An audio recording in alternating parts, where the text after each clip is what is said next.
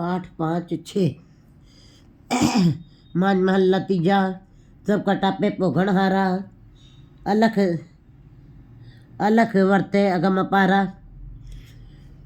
गुरु जी वाणी में बता रहे कि वो परमात्मा जो एक है उस वही सारे जीवों के अंदर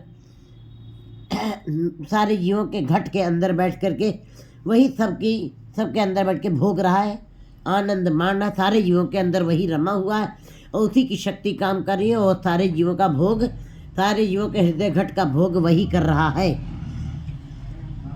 अलख वर्ते अगम अपार, जो अलख है, जो इन आँखों से दिखाई नहीं देता है, ये दोनों आँखें संसारिक आँखें हैं, इसीलिए वो अलख है, वो अमूर्त है, वो एक शक्ति है। अगम अपारा, वो अगम है, वो इंद्रियों से मन वाणी से परे है और अपार है, उसका कोई पल्ला माप नहीं सकता है। गुरु के शब्द मेरा हर प्रवृत्ति आइए तजे सच समावना। वैसे तो नाम सारे कोई संसार में जप रहे हैं,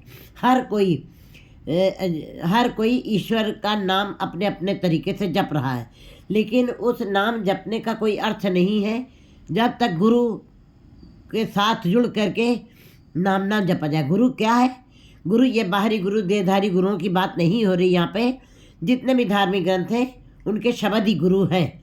जैसे कुरान शरीफ है तो कुरान शरीफ के शब्द ही गुरु हैं, गीता है तो गीता के शब्द ही गुरु हैं, 18 पुराण 4 वेद हैं उनके शब्द ही गुरु हैं। इसी प्रकार धन श्री गुरु ग्रंथ साहब की वाणी में गुरु जी बता रहे हैं कि गुरु शब्द रूप गुरु, जो शब्द को पक्का कर लेते हैं। गुरु के शब्द मेरा हर प्रवृत्तिया, ये जो गुरु के साथ जुड़ते हैं और गुरु के शब्द को अपने अंदर पक्का करते हैं, दृढ़ कर लेते हैं और हरि का ध्यान उसी के अनुसार करते हैं, गुरु के उपदेशों के अंतर सहजे सच समावना, वो बहुत ही सरल ढंग से परमात्मा में समा जाते हैं। उनको बाहरी कोशिश नहीं करनी पड़ती है। हों वारी जो वारी गुरु शब्द मन वसावणिया, मैं उनके ऊपर कुर्बान जाता हूँ जो गुरु के शब्द को अपने मन में बसाते हैं। गुरु के शब्द के अनुसार नाम जप के उसको अपने हृदय में बसाते रहो।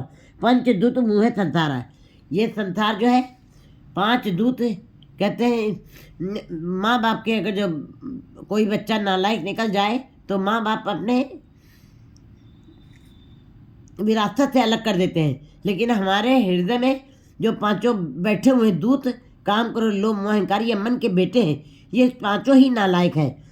पंचदूत मुँह संसार कहते हैं। हों वारी पंचदूत मुँह संसार, ये 5 दूत जो है, जो मन के 5 पुत्र बिल्कुल ही ये दूत बने राक्षस बने बैठे हुए हैं, यही जीवों के अंदर को लूट रहे हैं, अमृत लूट रहे हैं और विष को फैला रहे हैं। ये कभी भी प्रीतम के साथ जुड़ने नहीं देते। कभी काम है, कभी क्रोध है, कभी मोह है, किसी को अहंकार ने लूट लिया है, किसी को मोह ने लूट लिया।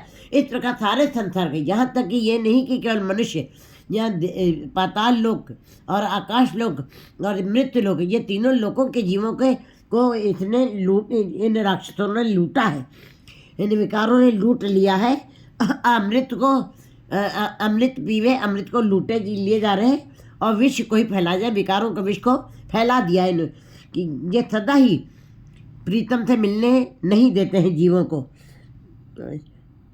हाँ वारी जो वारी गुर शब्द मन उठाना, शब्द तुझे ता मन से लूझे मंथा मार समावणिया, कहते जो शब्द के साथ, जिनको शब्द की, गुरु के शब्द की सूझ आ जाती है, गुरु के शब्द को पक्का करते करते उनको इस बात का समझ आ जाती है, बोध हो जाता है कि तब मन से लूझे, तब कि परमात्मा का नाम जो जपना है या संसार में जो भी धार्मिक कार्य करने हैं उसके अंदर मन का शामिल होना बहुत आवश्यक है। मन जिस कार्य में शामिल नहीं, चाहे जितना भी हम बाहरी कार्य करते रहें, चाहे जितना भी गुरुद्वारे में सेवा करते रहें, चाहे जितना भी हम पाठ करते रहें, अगर जो मन शामिल नहीं तो उसका कोई अर्थ नहीं रहेगा। चाहे जितने भी घंटे हम वो धार्मिक कार्य करते रहें, इस प्रकार मन से लूझना, मन से राय करनी है, मन से जूझना है, मन से मशवरा करना है और मन से ही मसलत करनी है, मन से ही झगड़ा करना है।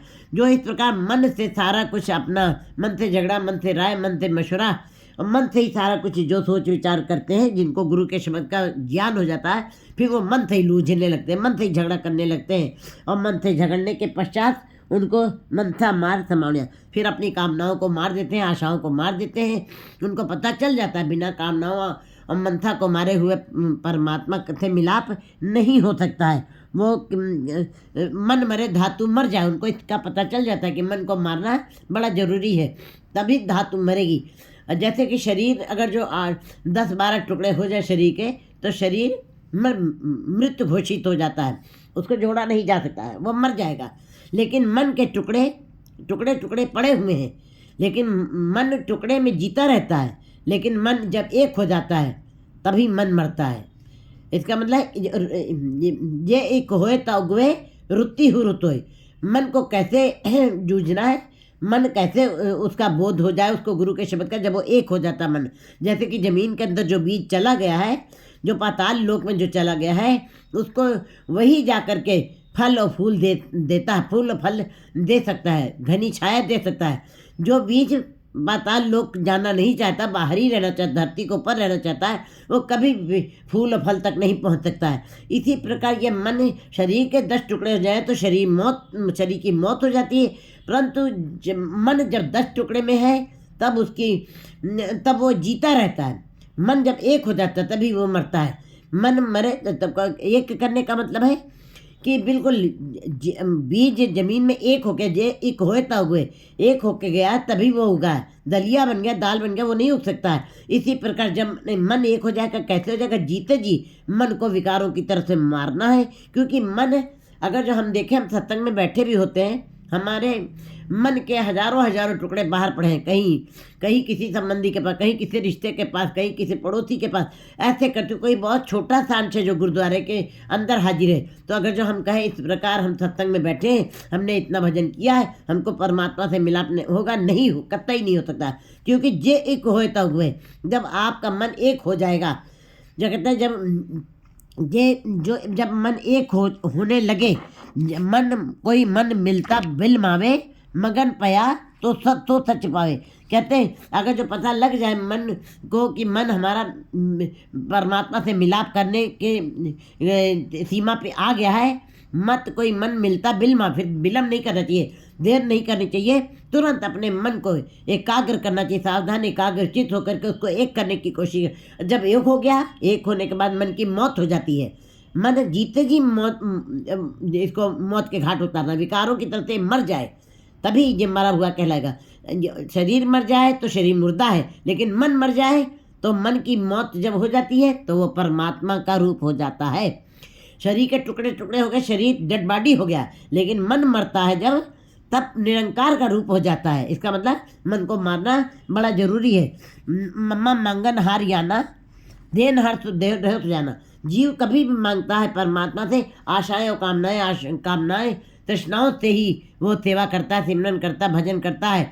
लेकिन अगर जो आप इस प्रकार भजन कर रहे हैं स्वार्थवश, तो वो भजन आपका परमात्मा का रूप कभी लगेगा नहीं, उसका आपको फल नहीं मिलेगा। कामनाएं पूरी होंगी लेकिन परमात्मा से, निरंकार से मिलाप नहीं होगा, क्योंकि मन उसके अंदर पूर्णतः शामिल नहीं है परमात्मा के नाम में। गुरु जी बता रहे शब्द तुझे तब मन से लूझे। जो शब्द के, जिनको शब्द की सूझ हो जाती है, शब्द को दृढ़ करते करते, गुरु के शब्द को पक्का करते करते इस बात की समझ आ जाती है, तब मन से ही झगड़ा करते हैं, मन से ही राय करते हैं, मन से ही जूझते हैं। क्योंकि मन ही चंचल है, मन ही स्थिर नहीं होता है, मन ही एक नहीं होता है। तब जैसे कि गधा है, वो उसके ऊपर भार लदा रहता है, वो दो लत्ती नहीं मारता। इसी प्रकार मन से झगड़ा, मन से राय, मन के साथ ही ये सारे झंझावात करने हैं, मशवरा करना, राय करने हैं। और जब ये मन इधर उधर जाता है, अच्छे बुरे की विचार करता है, तुरंत ईश्वर के नाम का बोझ उसके ऊपर लाद दिया जाता है, जिससे वो एक हो सके। जब एक हो जाएगा तो जरूर ही उसके अंदर से फल निकलेंगे, परमात्मा के नाम के फल निकलेंगे। क्योंकि एक होने पर ही उसकी मौत होती है। टुकड़े टुकड़े होने पर मन की मौत नहीं होती, जबकि शरीर की टुकड़े टुकड़े होने पर मौत हो जाती है। लेकिन मन टुकड़े टुकड़े में जीता है और एक हो जाता है।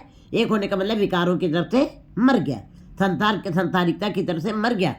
अब वो निरंकार का रूप हो जाता है। मनसा मार समावना, फिर अपनी मनसाओं को, कामनाओं को मार देता है और परमात्मा में समा जाता है। शब्द रहो पंचदूत मुहे संसार, ये पांचों दूत संसार को ठगे ले रहे हैं, खाए ले रहे हैं, और उसी के अंदर संसार जो है फंसा पड़ा हुआ है।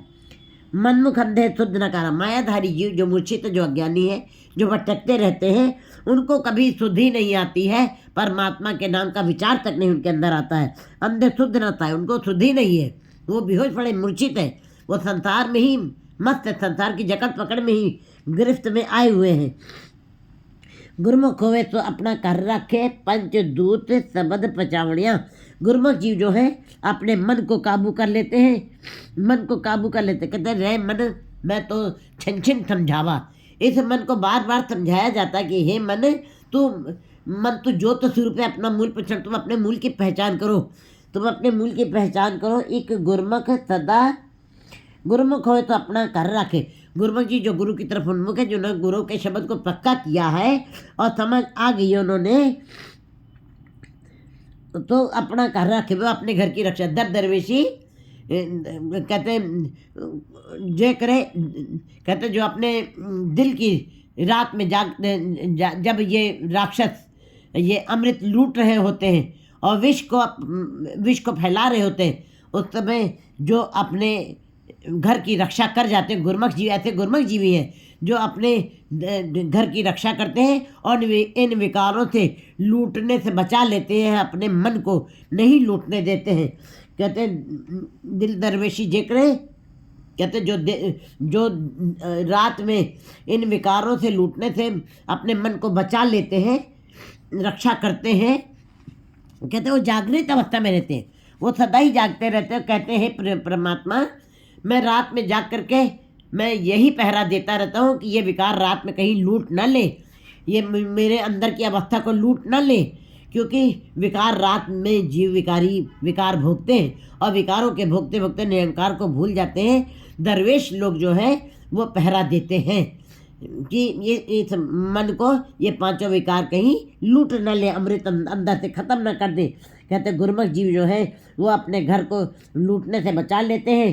पंचदूत शब्द पचावड़ियाँ, अब पंचदूतों को शब्द के द्वारा खत्म कर देते हैं, हरा देते हैं। अपने गुरु के शब्द के द्वारा पांचों शत्रुओं को हरा देते हैं। एक गुरमुख सदा सच्चे रंग लाते, एक गुरमुख जीव ऐसे होते हैं जो सदा ही उस सच्चे के रंग में रंगे होते हैं, उनके ऊपर नाम का ही रंग चढ़ा हुआ है।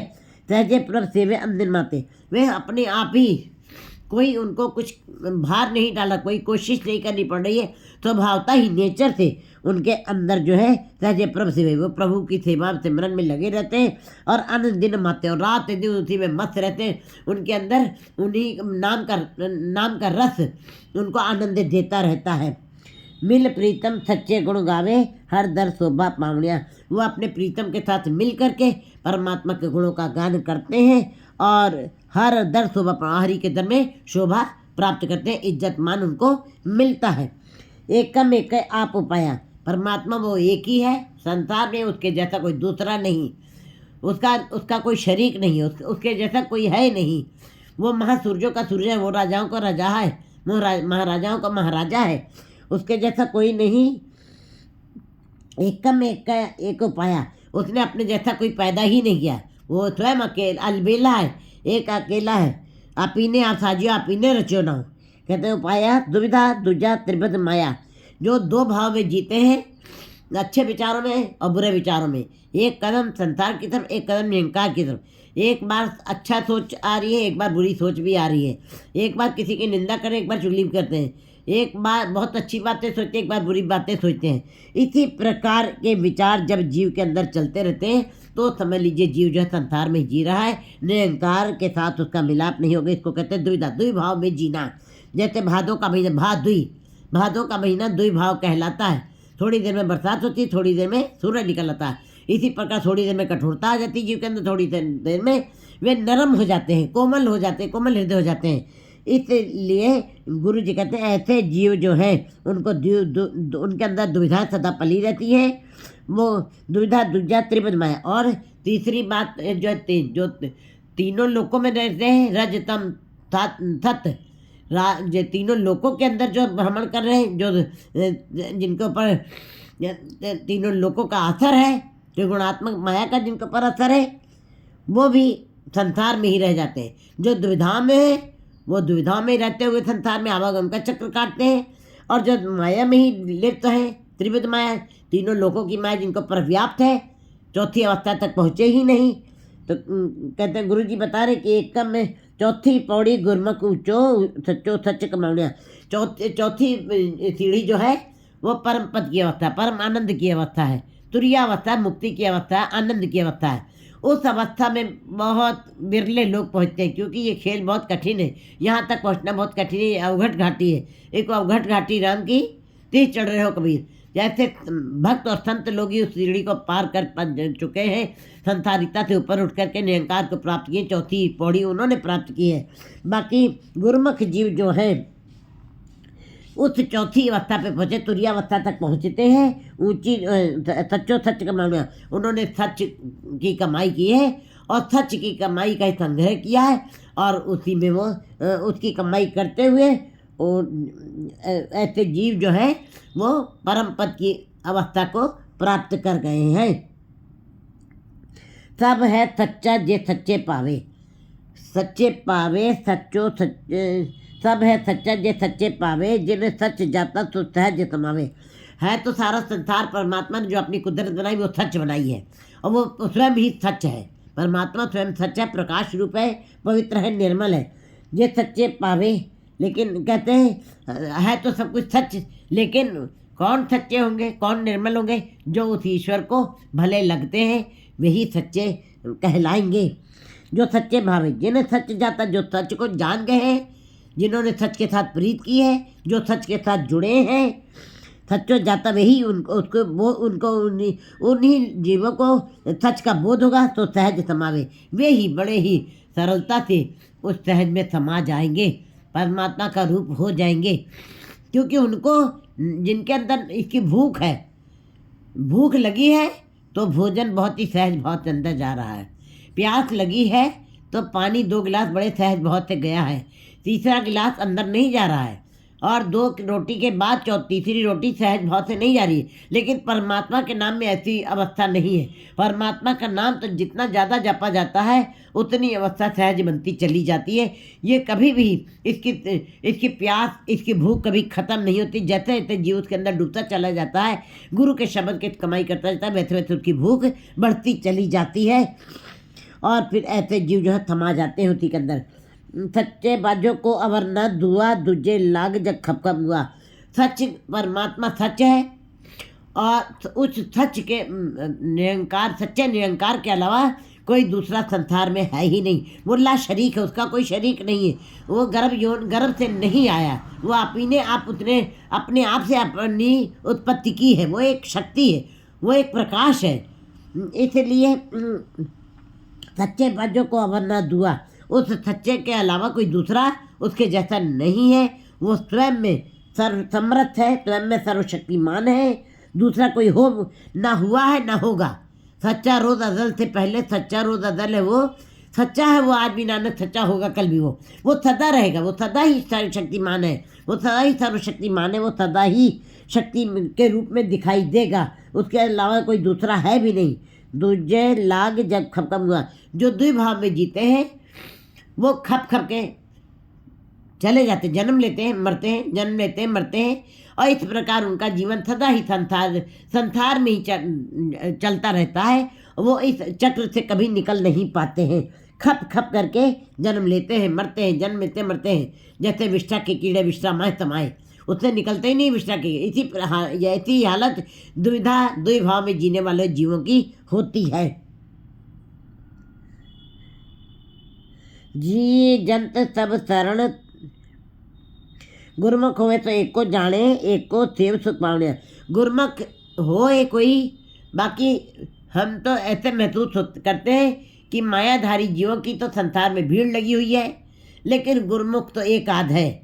गुरु नानक के खेल कठिन है, खेल बहुत कठिन है, इसीलिए गुरमुख जीव बहुत कम है।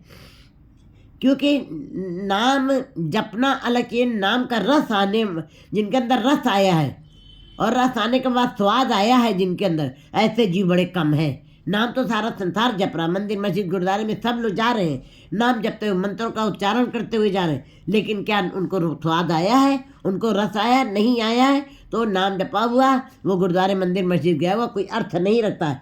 इसीलिए गुरु जी बता रहे गुरुमुख हुए तो एक को जाने। जो गुरुमुख हो गए, जिन्होंने गुरु के शब्द के साथ आनंद लिया है, रस माना है, और उसी के अंदर उनको सदा के लिए आनंद की अवस्था प्राप्त हुई, ऐसे जीव को गुरुमुख कहते हैं। फिर वो एक को जानते हैं, एक का उन्हें ज्ञान होता है, एक को जाने, एक को सेव सुख पाने, फिर एक के साथ एक पिता एक के हम बारिक तू मेरा गुराई। वो एक को ही देखते हैं, एक को ही जपते हैं, एक को ही सुनते हैं, एक के ही दर्शन करने के लिए गुरुद्वारे मंदिर मस्जिद एक को ही दे पूजने के लिए जाते हैं, दूसरा कोई अवस्था नहीं।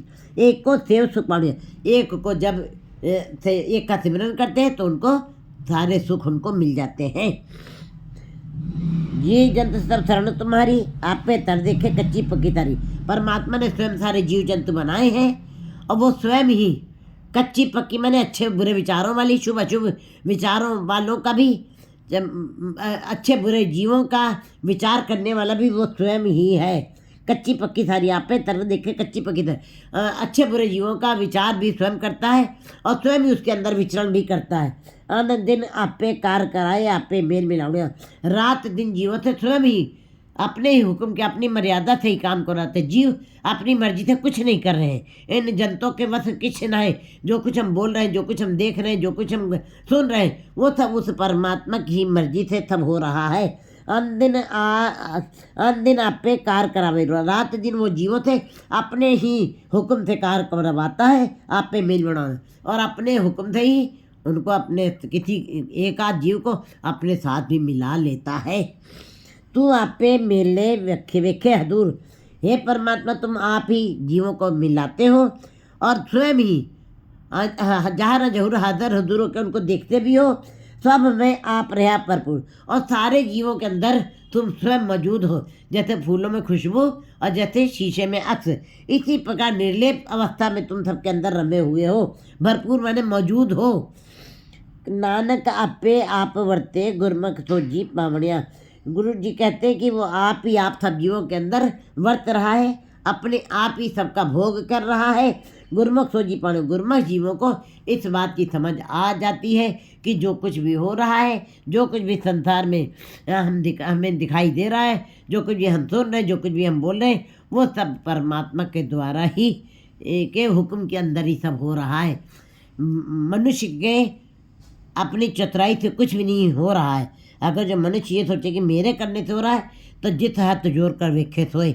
अगर जो तुम अपनी अकल से कहते हो कि हम कुछ सब कुछ हम कर रहे हैं, तो करके दिखा दो। फिर कुछ भी नहीं, इन जीवों के वश में कुछ नहीं है, वो अपने आप ही इस बात की जानकारी गुरमुख जीवों को दे देता है। 8, 6, 7